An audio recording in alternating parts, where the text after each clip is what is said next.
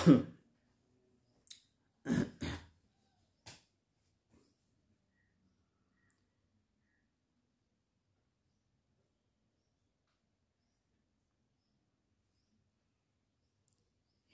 নিয়ম ব্যবহার করে গুণ করো। 4 গুণ 46 গুণ 25। এই ধরনের অঙ্ক চতুর্থ শ্রেণীর গণিতে তোমরা দেখতে পাবে। দেখো, এই ধরনের গুণগুলো অনেক সহজ হয়। এখানে 4কে 46 দিয়ে গুণ করে তারপরে 25 দিয়ে গুণ করতে হবে। আমরা সাধারণত এইভাবে গুণটি না করে, যেহেতু হিসাবের নিয়ম ব্যবহার করে করতে বলা হয়েছে, তাহলে সহজ নিয়মে করতে হবে।